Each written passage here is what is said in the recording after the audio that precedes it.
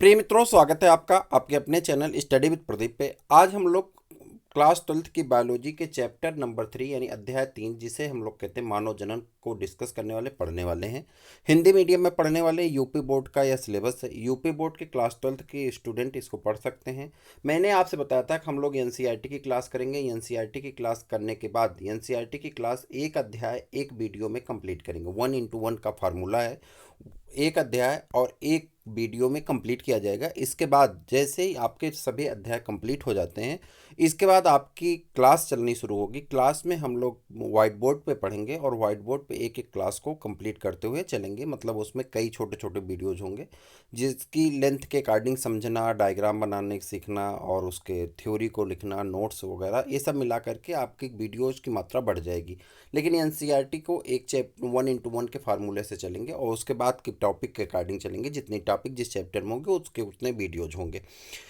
तो इस प्रकार से आपकी क्लासेस आगे बढ़ती रहेंगी। यह वीडियो आपके यूपी बोर्ड के अभ्यर्थियों के लिए उतना महत्वपूर्ण तो है ही, जितना होना चाहिए उससे बेहद ज़्यादा महत्वपूर्ण है। लेकिन उसी के साथ टीजीटी, पीजीटी और नीट की तैयारी करने वाले अभ्यर्थी जो हिंदी मीडियम में पढ़ना चाहते हैं, उनके लिए भी बहुत महत्वपूर्ण है।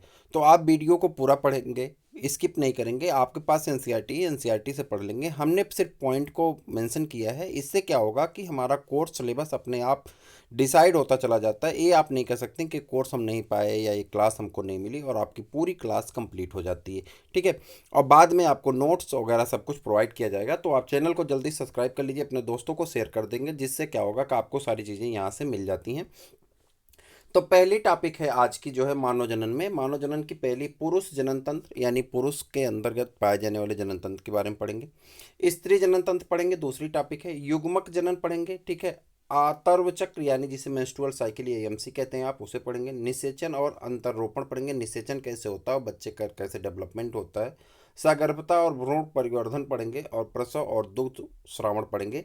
इतनी टॉपिक है, यानी 7 टॉपिक को है। 7 टॉपिक को हम लोग एक वीडियो में कवर करने वाले हैं। यानी वीडियो की लेंथ है, मान के चलिए कि लगभग 1 घंटे से लेकर के 1 घंटा 15 मिनट या 1 घंटा 30 मिनट तक का हो सकता है वीडियो। तो आप परेशान नहीं होंगे, पूरे वीडियोज को ध्यान से सुनते हुए पढ़ते हुए चलेंगे। हम अपनी स्पीड को थोड़ा सा बढ़ाएंगे और आगे बढ़ते हैं, चैप्टर को स्टार्ट करते हैं। तो चलिए बिना वक्त गंवाए चैप्टर को स्टार्ट किया जाता है। आप ध्यान से पढ़ते रहेंगे, समझने का प्रयास करेंगे, ठीक है। जैसा कि आप जानते हैं, मानव लैंगिक रूप से जनन करने वाला और सजीव प्रजक या जरायुज प्राणी है। ठीक है। कह रहा मानव ऐसा है जो कि सजीव है, लैंगिक रूप से जनन करता है, यानी लैंगिक जनन करता है, ठीक है, एक लिंगी है। और जरायुज मतलब बच्चे को जन्म देता है, ठीक है। अंडज होते हैं, अंडज मतलब जो अंडे को जन्म देते हैं, अंडा देते हैं, बाद में अंडे से चूजा निकलता है। और जरायुज मतलब जो बच्चे को जन्म देते हैं। मानवों में जनन घटना के अंतर्गत युग्मकों की रचना यानी युग्मक जनन, पुरुष में शुक्राणु यानी स्पर्म का फॉर्मेशन तथा स्त्री में अंडाणु यानी ओवा का बनना होता है। स्त्री जननपथ में शुक्राणुओं का स्थानांतरण यानी स्त्री के जननपथ में जो जननपथ होता है, जिसे आप लोग यूट्रस कहते हैं या सर्विक्स कहते हैं, उसके अंदर जननपथ में शुक्राणु को ले जाकर डाला जाता है निषेचन के दौरान, ठीक है, जिसे वीर सेचन कहते हैं। जब शुक्राणु को अंदर डाला जाता है तो इस क्रिया को क्या कहते हैं, वीर सेचन कहते हैं। स्त्री जननपथ में शुक्राणुओं का स्थानांतरण क्या कहलाता है, वीर सेचन कहलाता है, ठीक है। और पुरुष तथा स्त्री के युग्मकों का संलयन क्या कहलाता है, निषेचन कहलाता है। कह रहा जब पुरुष तथा स्त्री के युग्मकों का आपस में संलयन होता है, यानी शुक्राणु और अंडाणु जब आपस में मिल जाते हैं, तो इस क्रिया को क्या कहते हैं, निषेचन कहते हैं, ठीक है। जिसके कारण युग्मनज यानी जाइगोट का निर्माण होता है, ठीक है, शामिल है। इसके बाद कोरक पुट्टी ब्लास्टोसिस्ट की रचना और परिवर्धन और इसका गर्भाशय की दीवार में चिपक जाना, अंतरोपण। जब गर्भाशय की दीवार में चिपक जाते हैं ब्लास्टोसिस्ट, उसे क्या कहते हैं, अंतरोपण कहते हैं। भ्रूणी परिवर्धन, ये सब एक एक टर्म है, आपके क्वेश्चन बनते हैं। भ्रूणी परिवर्धन गर्भावधि और शिशु का जन्म प्रसव कहला की क्रिया घटित होती है। आपने पढ़ा कि जनन घटनाएं यौनारंभ के पश्चात संपन्न होती हैं। पुरुष और स्त्री के बीच महत्वपूर्ण रूप से जनन घटनाएं होती हैं। उदाहरण के लिए एक वृद्ध पुरुष में भी शुक्राणु बनना जारी रहता है, लेकिन स्त्रियों में अंडाणु की रचना 50 वर्ष की आयु के लगभग समाप्त हो जाती है। आइए हम स्त्री और पुरुष के जनन तंत्रों पर चर्चा करते हैं, ठीक है। अब यहाँ पे बढ़ते हैं और एक एक करके देखते रहते हैं, ठीक। पुरुष जनन तंत्र। पुरुष जनन तंत्र शरीर के श्रोण क्षेत्र, 2 क्षेत्र होते हैं आपका, एक पेल्विस रीजन होता है और एक पेक्टोरल रीजन होता है। तो पेक्टोरल रीजन जो होता है वो हाथ, जहाँ से हाथ का निर्माण होता है, और पेल्विस क्षेत्र जहाँ से पैर का निर्माण होता है, जिसे श्रोण क्षेत्र कहते हैं। और जहाँ से हाथ यानी पेक्टोरल गर्डिल का निर्माण होता है उसे ए नहीं बल्कि अंश मेखला कहते हैं। अंश मतलब क्या होता है? कंधा। तो वहाँ से कंधे का निर्माण होता है, उसे अंश क्षेत्र कहा जाता है, इसे श्रोण क्षेत्र कहते हैं। ठीक है। पेल्विस रीजन में अवस्थित होता है। कहाँ अवस्थित होता है? जहाँ से पैर का निर्माण होता है, आप जानते होंगे।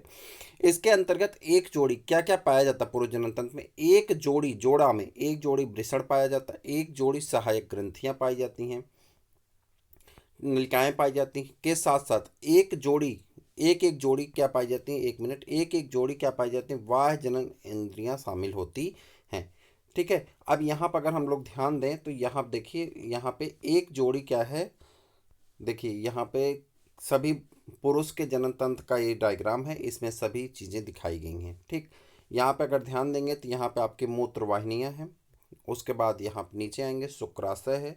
शुक्राशय के बाद मूत्राशय है। मूत्राशय जनन ग्रंथ में नहीं आता लेकिन उसी से लगा हुआ होता है, इसलिए उसको भी लेबलिंग किया गया है। यहाँ पे अगर देखेंगे तो ये सिसन मुंड है। उसके बाद मूत्र मार्ग अंदर से आता है, ठीक, उसी से स्पर्म भी आता है। सिसन है, लिंग जिसे कहते हैं। उसके बाद प्रोस्टेट ग्रंथि है। उसके बाद यहाँ पे रखलनी वाहिनियाँ कहते हैं। ठीक। उसके बाद मलाशय, गुदाशय, ये सब पीछे का हिस्सा है। वृषण है, वृषण कोश है। ठीक। वृषण है, वृषण कोश है, जिसे आप लोग क्या कहते हैं? ठीक। तो आगे बढ़ जाते हैं। तो डायग्राम आपने देख लिया है। डायग्राम को जब हम लोग व्हाइट बोर्ड करेंगे ना, तो डायग्राम कैसे बनाया जाएगा, उसकी लेबलिंग कैसे की जाती है, सारी चीज़ें हम सिखाएंगे आपको। परेशान होने की आवश्यकता नहीं है। शरीर में वृषण उदर गुहा के बाहर एक थैली धानी में स्थित होता है। कहाँ स्थित होता? उदर गुहा के बाहर, यानी उदर मतलब पेट, पेट की गुहा जो है उसके बाहर एक थैली में, यानी धानी जिसे कहते हैं, थैली में स्थित होता है, जिसे वृषण कोश कहते हैं। वृषण कोश को इंग्लिश में स्क्रोटम कहा जाता है। क्या कहते हैं? वृषण कोश कहते हैं, या इसी को स्क्रोटम कहते हैं। वृषण कोश वृषणों के तापमान को शरीर के तापमान से 2 से 2.5 डिग्री सेंटीग्रेड कम करने में सहायक होता है। इसी कारण एक प्रश्न यहाँ से पूछा जाता है कि क्यों मानव का वृषण मानव के शरीर के बाहर स्थित होता है? तो वहाँ कहेंगे कि क्योंकि वहाँ वृषण कोश में स्थित होने के कारण उसका तापमान 2 से 2.5 डिग्री सेंटीग्रेड कम रखने का काम करता है। वृषण कोश वृषण के तापमान को 2 से 2.5 डिग्री सेंटीग्रेड कम रखने का कार्य करता है। हो जाएगा। जो शुक्राणु जनन के लिए आवश्यक होते हैं, जो शुक्राणु जनन के लिए क्या होता है? आवश्यक होता है। वयस्कों में प्रत्येक वृषण कैसे होते हैं? अंडाकार होता है, जिसकी लंबाई 4 से 5 सेंटीमीटर और चौड़ाई 2 से 3 सेंटीमीटर मानी जाती है। ठीक होती है। वृषण सघन आवरण से ढका रहता है।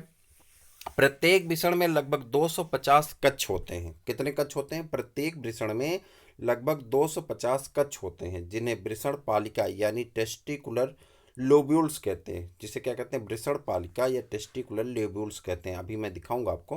टेस्टिकुलर लोब्यूल्स कहते हैं। प्रत्येक वृषण पालिका के अंदर 1 से लेकर 3 अति कुंडलित शुक्र जनन नलिकाएं यानी सेमनीफेरस ट्यूबुल्स होती हैं। कह रहा है 1 से लेकर के 3 अति पतली कुंडलित नलिकाएं होती हैं, जिसे सेमनीफेरस ट्यूबुल्स कहा जाता है, जिनमें शुक्राणु पैदा किए जाते हैं। प्रत्येक शुक्र जनन नलिका का भीतरी भाग 2 प्रकार की कोशिकाओं से स्तरित होता है, जिन्हें नर जर्म कोशिका यानी 2 प्रकार की कोशिकाओं से स्तरित होता है, जिन्हें नर जर्म कोशिका यानी शुक्राणु जनन स्पर्मेटोगोनिया और सर्टोली कोशिकाएं कहते हैं। क्या कहते हैं? शुक्राणु जनन या स्पर्मेटोगोनिया या सर्टोली कोशिकाएं कहते हैं। ठीक है। एक नर जर्म कोशिका होती है जिसे हम लोग स्पर्मेटोगोनिया कहते हैं, और दूसरी जो होती है वो सर्टोली कोशिका होती है। नर जर्म कोशिका अर्धसूत्री विभाजन, नर जर्म कोशिका जो होती है वह अर्धसूत्री विभाजन करती है, अर्धसूत्रण के फलस्वरूप शुक्राणुओं का निर्माण करती है। यानी जर्म कोशिका जो होती है उससे शुक्राणुओं का निर्माण होता है, जबकि सर्टोली कोशिका जर्म कोशिकाओं को पोषण प्रदान करती है। ये प्रश्न आपसे टीजीटी में पूछा गया है कि सर्टोली कोशिका का कार्य क्या होता है, और नीट में भी पूछा गया है। तो सर्टोली कोशिका बनी हुई जर्म कोशिकाओं को, यानी सर्टोली कोशिका जर्म कोशिकाओं को पोषण प्रदान करने का कार्य करती हैं, जबकि शुक्राणुओं के निर्माण किससे होता है? जर्म कोशिकाओं से होता है। याद रहेगा, शुक्राणुओं का निर्माण जर्म कोशिकाओं से होता है, जबकि सर्टोली कोशिका जर्म कोशिकाओं को पोषण प्रदान करने का कार्य करती हैं। शुक्रजनन नलिकाओं के बाहरी क्षेत्र में बाहरी क्षेत्र को अंतरालिक अवकाश यानी इंटरस्टिशियल स्पेस कहा जाता है। इसमें छोटी छोटी रुधिर वाहिकाएं और अंतराली कोशिकाएं इंटरस्टिशियल सेल्स या लीडिंग कोशिकाएं इंटरस्टिशियल सेल्स होती हैं। लीडिंग कोशिका पुंजन एंड्रोजन नामक वृषण हार्मोन, एक सेकेंड, लीडिंग कोशिका पुंजन यानी एंड्रोजन नामक वृषण हार्मोन संश्लेषित एवं स्रावित करते हैं। ये आपसे प्रश्न पूछा गया है कि लीडिंग कोशिका किसका काम करते हैं, या ऐसे पूछ लिया जाता है कि पुरुष में निकलने वाला एंड्रोजन हार्मोन वृषण में किस कोशिका से निकलता है, तो आप कहेंगे लीडिंग कोशिका से निकलता है। वृषण में निकलने वाला एंड्रोजन हार्मोन किस कोशिका से निकलता है, तो आप कहेंगे लीडिंग कोशिकाएं एंड्रोजन हार्मोन नामक वृषण हार्मोन संश्लेषित एवं स्रावित करती हैं। यहाँ पर कुछ अन्य कोशिकाएं भी होती हैं जो प्रतिरक्षात्मक कार्य करने में सक्षम हैं। पुरुष लिंग सहायक नलिकाओं के अंतर्गत वृषण जालिकाएं रेटेटेस्टिस, शुक्रवाहिकाएं वास डिफरेंसिया, अधिवृषण एपिडाइडमिस तथा शुक्रवाहक वास डिफरेंसिया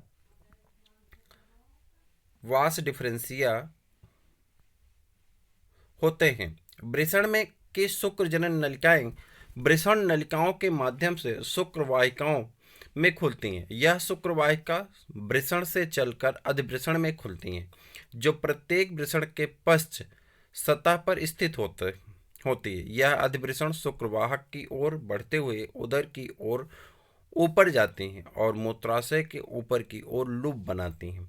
इसमें शुक्राशय से एक वाहिनी आती है और मूत्र मार्ग में रसलित वाहिनी के रूप में खुलती है। ये नलिकाएं वृषण से प्राप्त शुक्राणुओं का भंडारण तथा मूत्र मार्ग से इनका बाहर स्थानांतरण होता है। मूत्र मार्ग मूत्राशय से निकलकर पुरुष के सिसन यानी पेनिस के माध्यम से गुजरता हुआ बाहर की ओर एक छिद्र के रूप में खुलता है, जिसे मूत्राशय मुख यानी यूरेथ्रल मेएटस कहते हैं। सिसन पुरुष की बाहरी जननेंद्रियां हैं। यह विशेष प्रकार के ऊतकों का बना होता है जो सिसन के उद्घर्षण या उठान इरेक्शन में सहायता प्रदान करता है। कह रहा है सिसन जो होता है ये बाहरी जननेंद्रियां है, यह विशेष प्रकार के ऊतकों का बना होता है जो सिसन के उद्घर्षण या उठान यानी इरेक्शन में सहायता प्रदान करता है कर वीर सेचन इंसेमिनेशन को सुगम बनाता है। सिसन का अंतिम वर्धित भाग सिसन मुंड यानी ग्लांस पेनिस कहलाता है, जो एक ढीली त्वचा से ढका होता है जिसे अग्रछदक फोर स्किन कहते हैं। पुरुष लिंग की सहायक ग्रंथियों के अंतर्गत एक जोड़ी शुक्राशय, एक पुरस्थ यानी प्रोस्टेट ग्रंथ तथा एक जोड़ी बल्बोल्यूथ्रल ग्रंथियां शामिल होती हैं। इन तीन जोड़ी ग्रंथियां होती हैं। एक जोड़ी शुक्राशय होता है, एक जोड़ी पुरस्थ होते हैं, एक पुरस्थ होता है प्रोस्टेट ग्रंथ होती है और एक जोड़ा बल्बोल्यूथ्रल ग्रंथियां शामिल होती हैं। इन ग्रंथियों का स्राव शुक्री यानी सेमिनल प्लाज्मा का निर्माण करता है। इन ग्रंथियों का स्राव किसका निर्माण करता है? शुक्री यानी सेमिनल प्लाज्मा का निर्माण करता है, जो फ्रक्टोज यानी फल शर्करा, कैल्शियम तथा कुछ प्रकीर्णन एंजाइम से भरपूर होता है। बल्बोल्यूथ्रल ग्रंथियों का स्राव मैथुन के दौरान सिसन में स्नेहक यानी लुब्रिकेशन प्रदान करने में भी सहायता करता है। उसके बाद आपको पढ़ना है स्त्री जनन तंत्र। क्या पढ़ना है? स्त्री जनन तंत्र, जिसमें आप यहाँ देख पाएंगे गर्भाशय है, मूत्राशय है, जघन संधान है, ठीक। और उसके बाद आपको मूत्रमार्ग है, भगसेफ है, बृहद भगोष्ठ है, लघु भगोष्ठ है, योनि है, और उसके बाद इधर आ जाएंगे मलाशय है, योनि है, गुदा है और गर्भाशय ग्रीवा है, ठीक है। उसके बाद एक एक करके भी पढ़ेंगे, सब कुछ दिख जाएगा, घबराइए मत। स्त्री जनन तंत्र के अंतर्गत एक जोड़ा अंडाशय ओवरी के साथ साथ एक जोड़ा अंडवाहिनी ओविडक्ट, एक गर्भाशय यूटेरस, एक गर्भाशय ग्रीवा सर्विक्स तथा एक योनि वेजाइना और बाह्य जननेंद्रियां एक्सटर्नल जेनाइटेलिया शामिल होते हैं, जो श्रोण क्षेत्र में स्थित होते हैं। मैंने बताया कि कहाँ पाए जाते हैं? श्रोण क्षेत्र में पाए जाते हैं। जनन तंत्र के ये सभी भाग एक जोड़ी स्तन ग्रंथियां यानी मेमरी ग्लैंड्स के साथ संरचनात्मक तथा क्रियात्मक रूप से संयोजित होते हैं। यहाँ पर अगर देखेंगे तो सारी चीज़ें आपको दिखाई पड़ जाएंगी, ठीक है। ये आपका क्या है? डिम्ब वाहिनी यानी अंडाशय है। अंडाशय के बाद ये झलरी है जो इसको पकड़ के ले जाती है, इसे एम्पुला कहते हैं। ठीक, उसके बाद इसे अंडवाहिनी कहते हैं। पूरे को क्या कहते हैं? अंडवाहिनी कहते हैं। एक अंडवाहिनी इस तरफ है बाएं साइड में, तो एक दाएं साइड में है।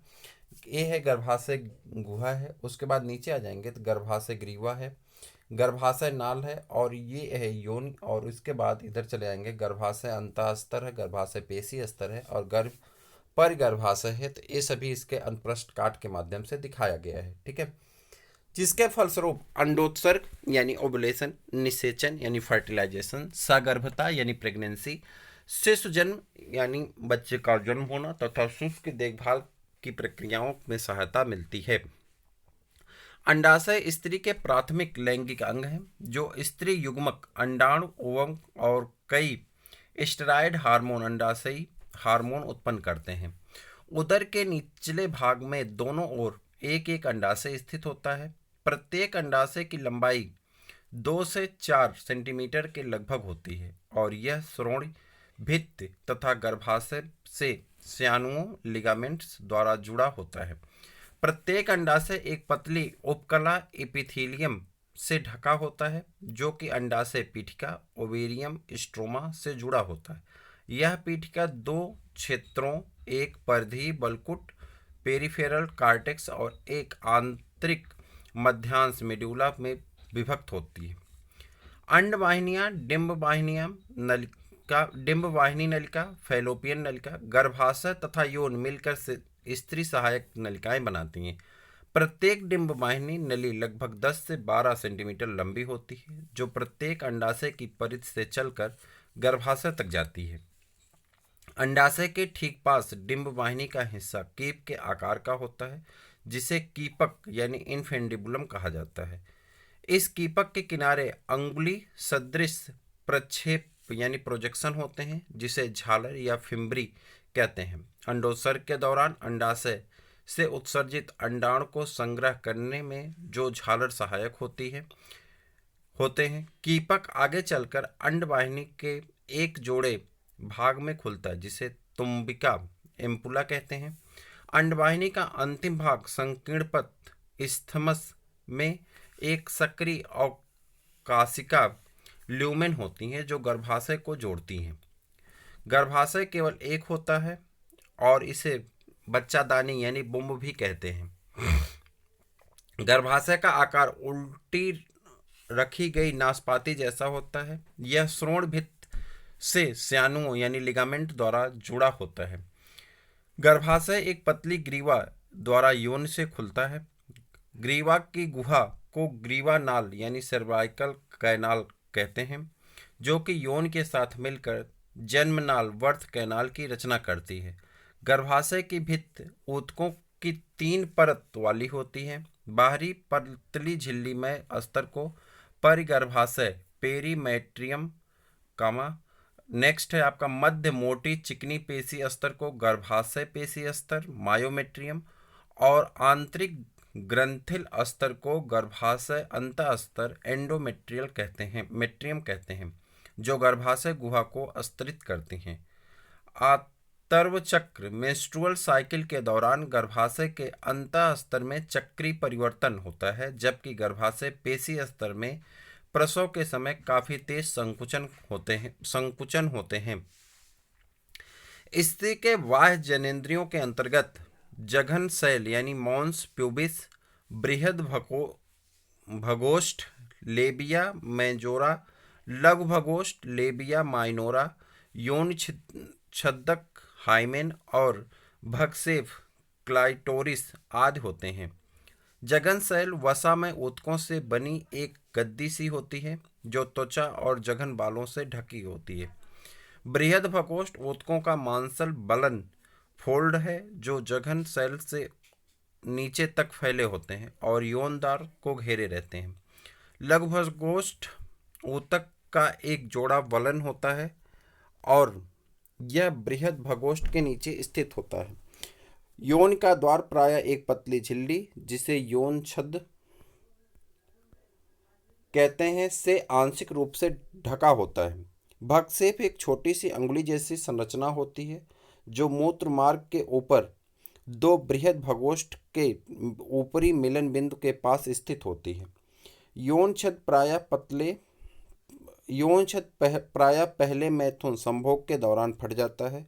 हालांकि यह आवरण कभी कभी तेज धक्के या अचानक गिरने से भी फट सकता है। इसके अलावा यौन टैम्पॉन को घुसेड़ने या फिर घोड़े पर चढ़ने या साइकिल चलाने आदि खेलकूद की सक्रिय भागीदारी में भी फट सकता है।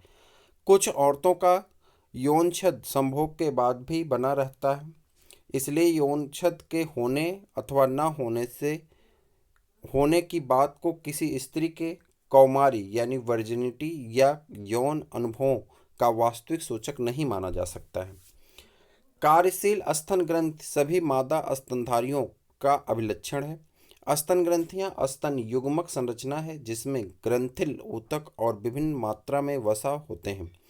प्रत्येक स्तन का ग्रंथिल ऊतक 15 से 20 स्तन पालिकाओं यानी मेमरी लोब्यूल में विभक्त होता है। इसमें कोशिकाओं के गुच्छ होते हैं जिन्हें कूपिका कहते हैं। कूपिकाओं की कोशिकाओं से दुग्ध स्रावित होता है और जो कूपिकाओं की गुहाओं यानी अवकाशिकाओं में एकत्र होता है। कोशिकाओं स्तन को नलिकाओं में खुलती हैं। प्रत्येक पालिक की नलिकाएं मिलकर स्तन वाहिनी यानी मेमरी डक्ट्स का निर्माण करती हैं। कई स्तन वाहिनियां मिलकर एक बृहद स्तन यानी तुम्बिका बनाती हैं जो दुग्ध वाहिनी लैक्टिफेरस डक्ट से जुड़ी होती है, जिससे कि दूध स्तन से बाहर निकलता है। युग्मक जनन प्राथमिक लैंगिक तीसरी पॉइंट है आपकी। 7 पॉइंट हैं, एक एक करके हम सबको कंप्लीट करेंगे। आप परेशान ना हो, चैनल को सब्सक्राइब कर लीजिए, अपने दोस्तों को जरूर शेयर कर दीजिए। युग्मक जनन की बात कर रहे थे। प्राथमिक लैंगिक अंग पुरुषों में वृषण और स्त्रियों के में अंडाशय युग्मक जनन गैमेटोजेनेसिस विधि द्वारा क्रमशः नर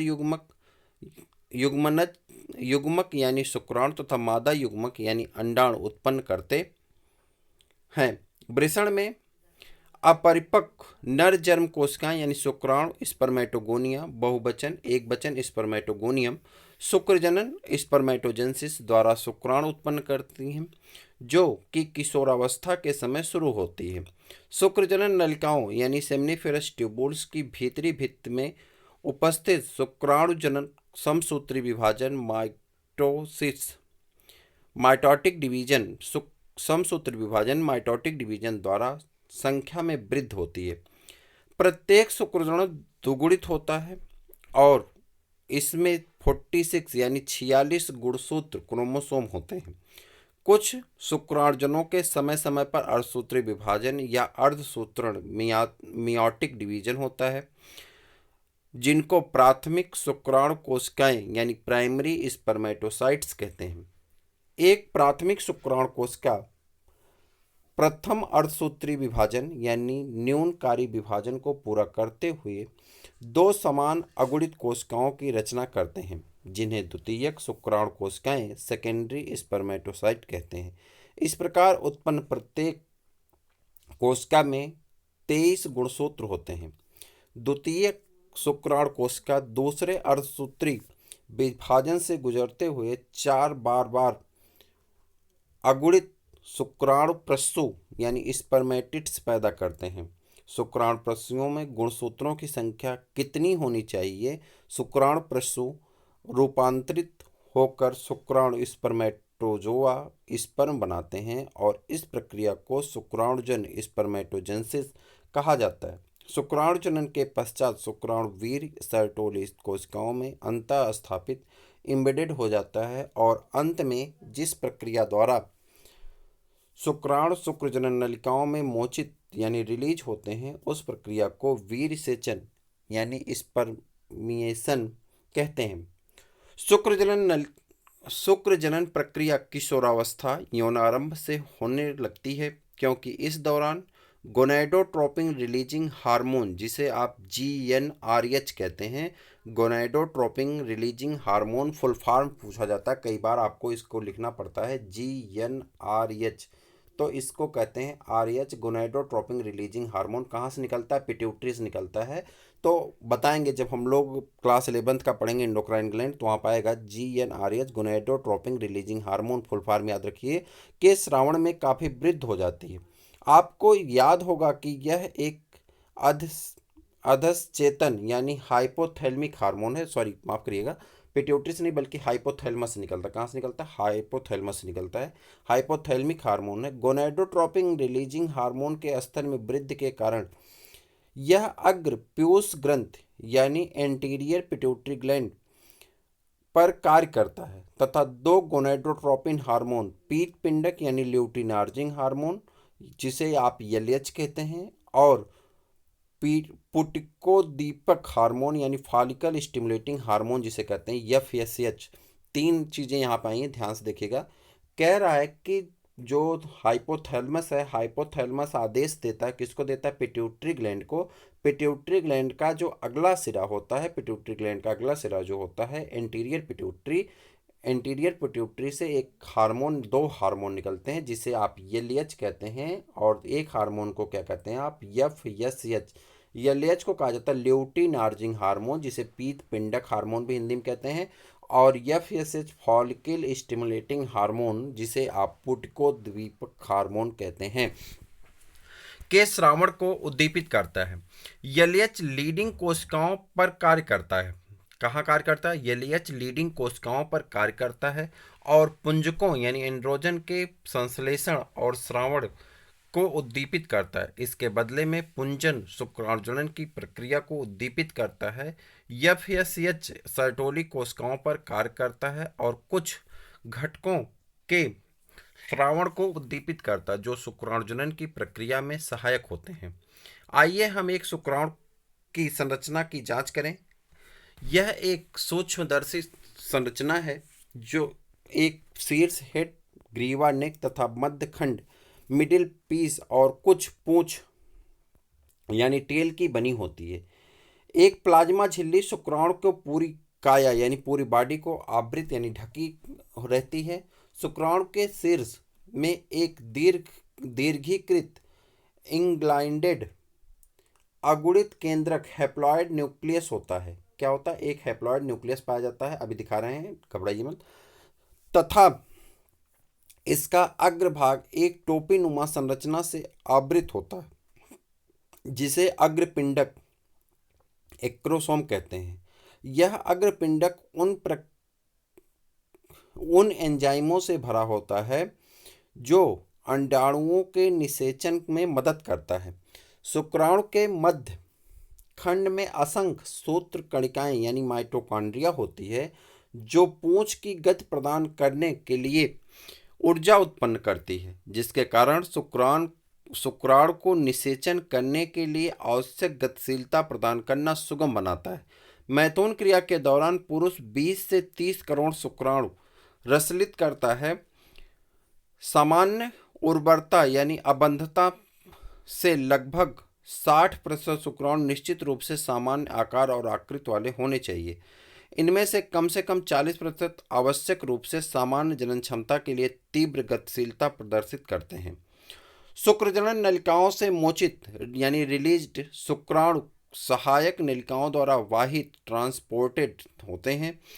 शुक्राणुओं की परिपक्वता एवं गतिशीलता के लिए अधिवृषण, शुक्रवाहक, शुक्राशय तथा पुरस्थ ग्रंथियों का श्रावण भी सहायक होता है। शुक्राणुओं के साथ साथ शुक्राणु प्लाज्मा मिलकर वीर्य यानी सेमन बनाते हैं।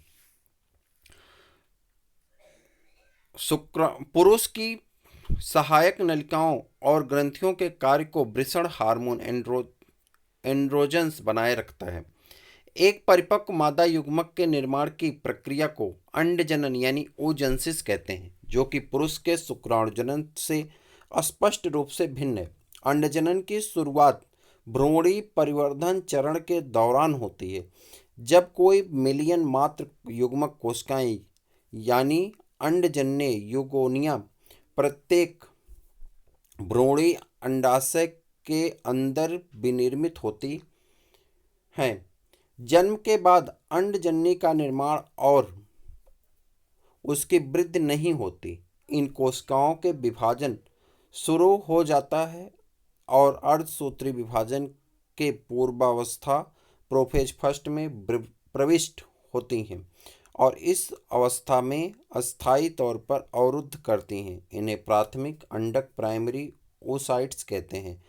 इसके बाद प्रत्येक प्राथमिक अंडक कणिका में कोशिकाओं यानी ग्रेनुलोसा सेल्स की परत से आवृत होती हैं और इन प्राथमिक पुटक प्राइमरी फॉलिकल कहा जाता है। ये एक प्रक्रिया द्वारा इन पुटकों की भारी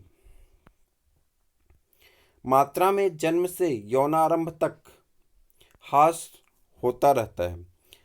इसलिए यौनारंभ के समय प्रत्येक अंडाशय में लगभग 60,000 से 80,000 प्राथमिक पुटक ही शेष बचते हैं।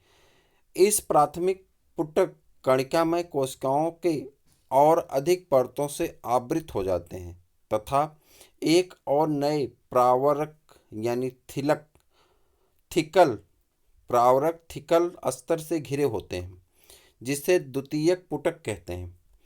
यह द्वितीयक पुटक जल्द ही एक तृतीयक पुटक में परिवर्तित हो जाता है जिसकी तरल से भरी गुहा को एंट्रम कहा जाता है। यह इसका एक विशिष्ट लक्षण है।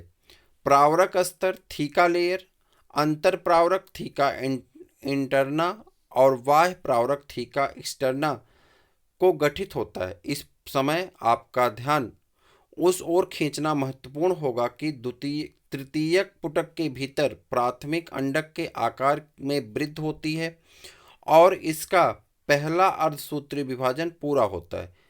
यह एक असमान विभाजन है जिसके फलस्वरूप बृहद आणविक द्वितीयक अंडक तथा एक लघु प्रथम ध्रुवीय पिंड की रचना होती है।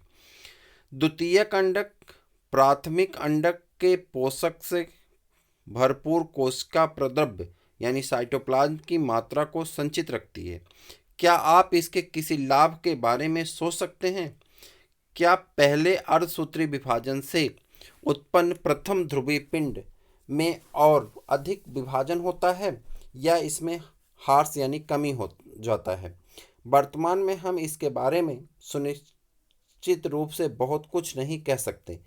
तृतीयक पुटक आगे चलकर परिपक्व पुटक या ग्राफी पुटक ग्रेफियन फॉलिकल में परिवर्तित हो जाता है।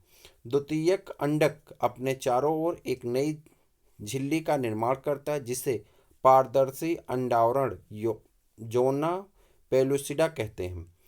अब ग्राफी पुटक फटकर द्वितीयक अंडक अंडाणु को अंडाशय से मोचित करता है। इस प्रक्रिया को अंडोत्सर्ग यानी ओवुलेशन कहा जाता है। क्या आप शुक्रजनन और अंडजनन के बीच प्रमुख अंतरों को पहचान सकते हैं?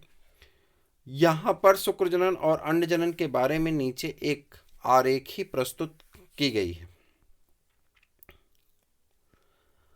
आतर्व चक्र, जिसे आप मेंस्ट्रुअल साइकिल कहते हैं, मादा प्राइमेटों यानी बंदर, कपि और मनुष्य आदि में होने वाले जनन चक्र को आतर्व चक्र यानी मेंस्ट्रुअल साइकिल या सामान्य जनों की भाषा में मासिक धर्म या माहवारी कहते हैं। प्रथम ऋतुस्राव रजोधर्म मेंस्ट्रुएशन की शुरुआत यौनारंभ पर शुरू होती है जिसे रजोदर्शन यानी मेनार्के कहते हैं। क्या कहते हैं? मेनार्ची या मेनार्के कहते हैं। स्त्रियों के यह आतर्व चक्र प्रायः 28 से 29 दिनों की अवधि के बाद दोहराया जाता है। इसलिए एक रजोधर्म से दूसरे रजोधर्म के बीच घटना चक्र को आतर्व चक्र यानी मेंस्ट्रुअल साइकिल कहा जाता है। प्रत्येक आतर्व चक्र के मध्य में एक अंडाणु उत्सर्जित किया जाता है जो अंडोत्सर्ग होता है। आतर्व चक्र की प्रमुख घटनाओं को चित्र 3.9 में दर्शाया गया। आतर्व चक्र की शुरुआत आतर्व प्रावस्था से होती है जबकि रक्तस्राव होने लगता है। यह रक्तस्राव 3 से 5 दिनों तक जारी रहता है। गर्भाशय से इस रक्तस्राव का कारण गर्भाशय की अंतःस्तर परत और उसकी रक्त वाहिकाओं के नष्ट होना है जो एक तरल का रूप धारण करता है और यौन से बाहर निकलता है। रजोधर्म तभी आता है जब मोचित अंडाणु निषेचित नहीं हुआ हो। रजोधर्म की अनुपस्थिति गर्भधारण का संकेत है, यद्यपि इसके अन्य कारण जैसे तनाव, निर्बल स्वास्थ्य आदि भी हो सकते हैं। आतर प्रवस्था के बाद पुटकी प्रवस्था आती है। इस प्रवस्था के दौरान गर्भाशय के भीतर के प्राथमिक पुट में वृद्धि होती है और यह एक पूर्ण ग्राफी पुटक बन जाता है तथा इसके साथ साथ गर्भाशय में प्रचुरोद्भवन यानी फोलिक प्रोफोलिरेशन के द्वारा गर्भाशय अंतःस्तर पुनः पैदा हो जाता है। अंडाशय और गर्भाशय के ये परिवर्तन पीयूष ग्रंथि तथा अंडाशयी हार्मोन की मात्रा के स्तर में बदलावों से प्रेरित होते हैं।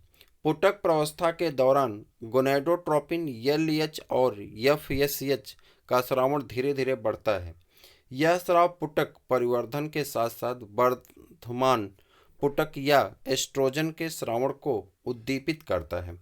एलएच तथा एफएसएच दोनों ही आतंर चक्र के मध्य लगभग 14वें दिन अपनी उच्चतम स्तर को प्राप्त करते हैं। मध्य चक्र के दौरान एलएच का तीव्र श्रवण जब अधिकतम स्तर पर होता है तो इसे एलएच सर्ज कहा जाता है। यह ग्राफी पुटक को फटने के लिए प्रेरित करता है, जिसके कारण अंडाणु मोचित हो जाता है और यानी अंडोत्सर्ग ओवुलेशन होता है। अंडोत्सर्ग के पश्चात पीत प्रवस्था होती है, जिसके दौरान ग्राफी पुटक का शेष बचा हुआ भाग पीत पिंड यानी कार्पस ल्यूटियम का रूप धारण कर लेता है। यह पीत पिंड भारी मात्रा में प्रोजेस्टेरॉन स्रावित करता है, जो कि गर्भाशय अंतःस्तर को बनाए रखने के लिए आवश्यक है। इस प्रकार गर्भाशय अंतःस्तर निषेचित अंडाणु के अंतरोपण यानी इनप्लांटेशन तथा सगर्भता की अन्य घटनाओं के लिए आवश्यक है। सगर्भता के दौरान आतंर चक्र की सभी घटनाएं बंद हो जाती हैं, इसलिए इस समय रजोधर्म नहीं होता। जब निषेचन नहीं होता तो पीत पिंड में हार्स यानी कमी होता है और यह अंतःस्तर का विखंडन करता है, जिससे कि फिर से रजोधर्म का नया चक्र शुरू हो जाता है यानी माहवारी पुनः होती है। स्त्री में यह आतंरचक्र 50 वर्ष की आयु के बाद बंद हो जाता है। इस स्थिति को रजोनिवृत्त यानी मीनोपाज कहा जाता है। इस प्रकार रजोदर्शन से लेकर रजोनिवृत्त की अवस्था में चक्रीय रजोधर्म सामान्य जनन अवधि का सूचक है। अब 5वीं पॉइंट आपकी है, जिसे हम लोग कहते हैं निषेचन एवं अंतरोपण। स्त्री एवं पुरुष के संभोग यानी मैथुन के दौरान सेशन द्वारा शुक्र वीर स्त्री की यौन में छोड़ा जाता है यानी वीर सेचन होता है।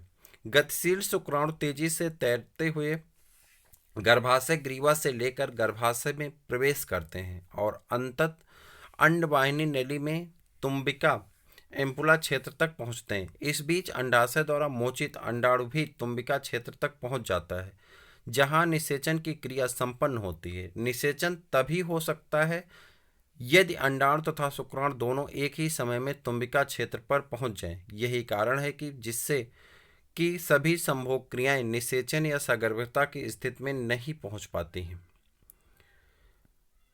शुक्राणु के साथ साथ एक अंडाणु के संलयन की प्रक्रिया का निषेचन फर्टिलाइजेशन कहते हैं। निषेचन के दौरान एक शुक्राणु अंडाणु के पारदर्शी अंडावरण यानी जोना पेलुसिडा अस्तर के संपर्क में आता है और अतिरिक्त शुक्राणुओं के प्रवेश को रोकने हेतु उसके उक्त रक्त में बदलाव प्रेरित करता है। इस प्रकार यह सुनिश्चित हो जाता है कि एक अंडाणु को केवल एक ही शुक्राणु निषेचित कर सकता है।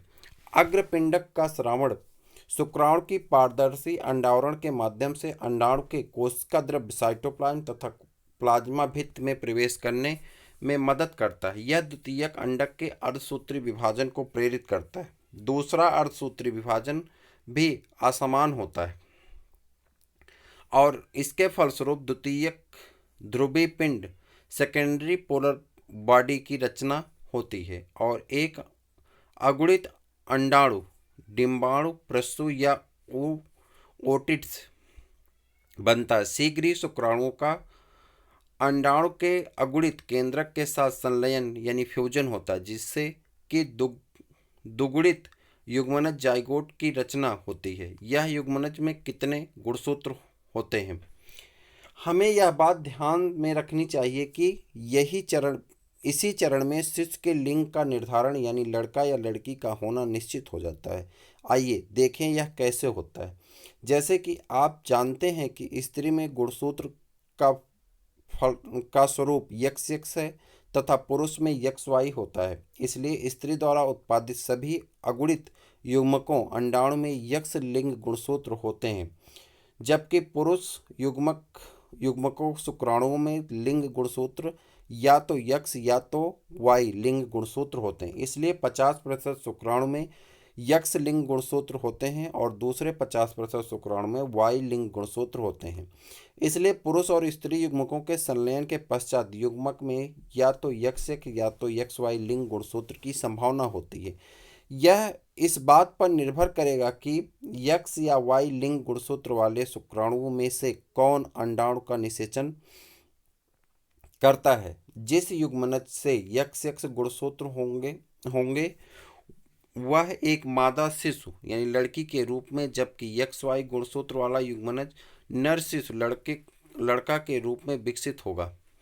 आप गुणसूत्र प्रतिमानों के बारे में और अधिक विस्तार से जानकारी अध्याय 5 में सीख सकेंगे। यही कारण कहा जाता है कि वैज्ञानिक रूप से यह कहना सत्य है कि एक शिशु के लिंग का निर्धारण उसके पिता द्वारा होता है, न कि उसके माता द्वारा।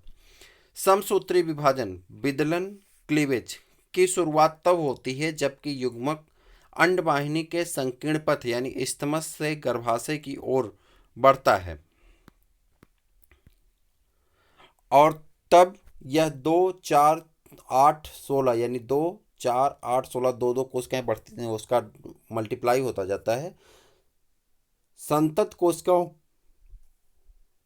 जिसे कोरक खंड ब्लास्टोमियर्स कहते हैं की रचना करता है। 8 से 16 कोरक खंड वाले भ्रूण को तूतक यानी मोरुला कहते हैं। यह तूतक लगातार विभाजित होता रहता है और जैसे जैसे यह गर्भाशय की ओर बढ़ता है यह कोरक पुट्टी ब्लास्टोसिस्ट के रूप में परिवर्तित हो जाता है। एक कोरक पुट्टी में कोरक खंड बाहरी परत में व्यवस्थित होते हैं जिसे पोष कोरक ट्रोफोब्लास्ट कहते हैं। कोशिकाओं के भीतरी समूह जो पोष कोरक से जुड़े होते हैं उन्हें अंतर कोशिका समूह इनर सेल मास कहते हैं। अब पोष कोरक अस्तर गर्भाशय अंतः स्तर से संलग्न हो जाता है और अंतर कोशिका समूह भ्रूण के रूप में अलग अलग या विभेदित हो जाता है। संलग्न होने के बाद गर्भाशयी कोशिकाएं तेजी से विभक्त होती हैं और कोरक पुट्टी को आवृत कर लेती हैं, जिसके परिणाम स्वरूप कोरक पुट्टी गर्भाशय अंतः स्तर में अंतः स्थापित एम्बेडेड हो जाती हैं। इसे ही अंतररोपण यानी इनप्लांटेशन कहते हैं और बाद में यह सगर्भता का रूप धारण कर लेती हैं। सगर्भता तथा भ्रूणी परिवर्धन भ्रूण के अंतररोपण के पश्चात पोष कोरक या अंगुली जैसी रचनाएं उभरती हैं जिन्हें जरायुज अंकुरक यानी कोरियानिक बिलाई कहते हैं। ये जरायुज अंकुरक गर्भाशयी ऊतक और मात्र रक्त से आच्छादित होते हैं।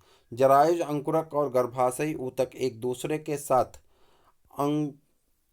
अंतरांगुलित युक्त इंटरडिजिटेटेड हो जाते हैं तथा संयुक्त रूप से परिवर्धनशील भ्रूण गर्भ और मात्र कोश शरीर के साथ एक रचनात्मक एवं क्रियात्मक इकाई को गठित करते हैं जिन्हें अपरा यानी प्लेसेंटा कहा जाता है।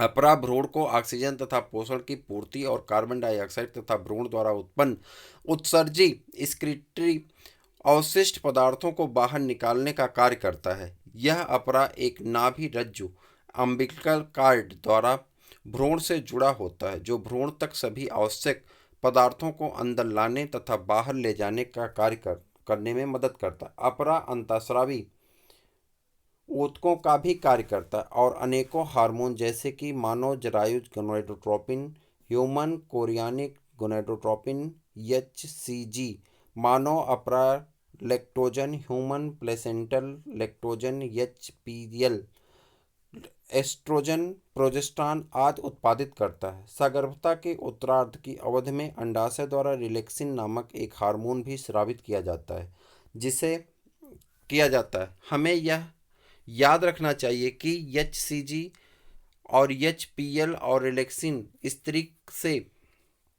स्त्री में केवल सगर्भता की स्थिति में ही उत्पादित होते हैं। इसके अलावा दूसरे हार्मोनों जैसे कि estrogen, progesterone, cortisol, prolactin, thyroxine आदि की भी मात्रा सगर्भता के दौरान माता के रक्त में कई गुना बढ़ जाती है। इन हार्मोनों के उत्पादन में बढ़ोतरी होना भी भ्रूण वृद्धि, माता की उपापचयी क्रियाओं में परिवर्तनों तथा सगर्भता को बनाए रखने के लिए आवश्यक होता है। अंतर्रोपण के तुरंत बाद अंतर कोशिका समूह यानी भ्रूण, बाह्य त्वचा, एक्टोडर्म नामक एक बाहरी स्तर और अंतस्त्वचा, एंडोडर्म नामक एक भीतरी स्तर में विभेदित हो जाता है। इस बाह्य त्वचा और अंतस्त्वचा के बीच जल्द ही मध्य जनन स्तर मेजोडर्म प्रकट होता है। ये तीनों ही स्तर वयस्कों में सभी ऊतकों अंगों का निर्माण करते हैं। यहाँ यह उल्लेख करना आवश्यक है कि इस अंतर कोशिका समूह में कुछ निश्चित तरह की कोशिकाएं जिन्हें स्टेम कोशिकाएं, स्टेम सेल्स कहते हैं, समाहित रहती हैं, जिनमें यह क्षमता होती है कि वे सभी अंगकों एवं ऊतकों को उत्पन्न कर सकती हैं। सगर्भता की विभिन्न महीनों में भ्रूण परिवर्धन के प्रमुख लक्षण क्या होते हैं? मानव में सगर्भता की अवधि 9 महीने की होती है। क्या आप जानते हैं कि कुत्ते, हाथियों, बिल्ली में यह अवधि कितने महीने की होती है? पता करें। मानव में 1 महीने की सगर्भता के बाद भ्रूण का हृदय निर्मित होता है। एक बढ़ते हुए भ्रूण का पहला संकेत स्टेथोस्कोप यानी जो आला कहते हैं आप से उसके हृदय की धड़कनों को ध्यानपूर्वक सुना जा सकता है। सगर्भता के दूसरे माह के अंत तक भ्रूण के पाद और अंगुलियां विकसित हो जाती हैं। 12वें सप्ताह यानी पहली तिमाही के अंत तक लगभग सभी प्रमुख अंग तंत्रों की रचना हो जाती है। उदाहरण के लिए पाद और बाह्य जनन अंग अच्छी तरह विकसित हो जाते हैं। गर्भावस्था के 5वें माह के दौरान गर्भ की पहली गतिशीलता और सिर पर बालों का उग आना सामान्यतः देखा जा सकता है। लगभग 24वें सप्ताह के अंत तक यानी दूसरी तिमाही के अंत में पूरे शरीर पर कोमल बाल निकल आते हैं। आँखों की पलकें अलग अलग हो जाती हैं और बरौनियाँ बन जाती हैं। गर्भावस्था में 9 से 9वें माह के अंत तक गर्भ पूर्ण रूप से विकसित हो जाता है और प्रसव के लिए तैयार हो जाता है। और अंतिम टॉपिक है इस चैप्टर की, जिसे आप कहते हैं प्रसव एवं दुग्ध श्रवण। मानव में सगर्भता की औसत अवधि लगभग 9.5 माह होती है, यानी 9.5 महीना माना जाता है, जिसे गर्भावधि या गेस्टेशन पीरियड कहते हैं। सगर्भता के अंत में गर्भाशय के जोरदार संकुचनों के कारण गर्भ बाहर निकल आता है। गर्भ के बाहर निकलने की इस क्रिया को शिशु जन्म या प्रसव कहा जाता है। प्रसव एक जटिल तंत्र अंतःस्रावी यानी न्यूरो एंडोक्राइन क्रियाविधि द्वारा प्रेरित होता है। प्रसव के लिए संकेत पूर्ण विकसित गर्भ एवं अपरा से उत्पन्न होता है, जो हल्के माइल्ड्स गर्भाशय संकुचनों को प्रेरित करते हैं, जिन्हें गर्भ उत्क्षेपण परिवर्त यानी फीटल इंजेक्शन रिफ्लेक्स कहते हैं। यह मातृ पीयूष ग्रंथि से ऑक्सीटोसिन के निकलने की क्रिया को सक्रिय बनाती है। ऑक्सीटोसिन गर्भाशय पेशी का कार्य करता है और इसके कारण जोर जोर से गर्भाशय संकुचन होने लगता है। गर्भाशय संकुचन ऑक्सीटोसिन के अधिक स्रवण को उद्दीपित करता है। गर्भाशय संकुचनों तथा ऑक्सीटोसिन स्राव के बीच लगातार उद्दीपक प्रतिवर्त के कारण यह संकुचन तीव्र से तीव्रतर होता जाता है, जिससे शिशु माँ के गर्भाशय में से जनन नाल द्वारा बाहर आ जाता है, यानी प्रसव संपन्न हो जाता है। शिशु के जन्म के तुरंत बाद ही अपरा भी गर्भाशय से बाहर निकल आता है। आप क्या सोचते हैं? डॉक्टर प्रसव को प्रेरित करने के लिए इंजेक्शन देता है। स्त्री की स्तन ग्रंथियों में सगर्भता के दौरान कई प्रकार के बदलाव आते हैं और सगर्भता के अंत तक उसमें इनमें दूध उत्पन्न होने लगता है। इस क्रिया को दुग्ध श्रवण लैक्टेशन कहते हैं। यह माँ को अपने नवजात शिशु को आहार पूर्ति कराने में मदद देता है। दुग्ध श्रावण के आरंभिक कुछ दिनों तक जो दूध निकलता है उसे प्रथम स्तन या खी खीस कोलेस्ट्रम कहते हैं। इसमें कई प्रकार के प्रतिरक्षी यानी एंटीबॉडी तत्व समाहित होते हैं जो नवजात शिशु के प्रतिरोधी क्षमता उत्पन्न करने के लिए परम आवश्यक होते हैं। एक स्वस्थ शिशु की वृद्धि एवं विकास के लिए प्रसव के बाद आरंभ के कुछ महीने तक शिशु को स्तनपान कराने की सलाह डॉक्टर देते हैं। और इस प्रकार से यह चैप्टर भी आपका क्या हो जाता है, समाप्त हो जाता है। तो इसके बारे में फिर आगे जो आपकी क्लासेस चलेंगी, जो आपके व्हाइट बोर्ड पे या ब्लैक बोर्ड पे जो आपकी क्लास चलेगी, उस क्लास में एक एक टॉपिक यानी 7 वीडियो में इस चैप्टर को कंप्लीट किया जाएगा।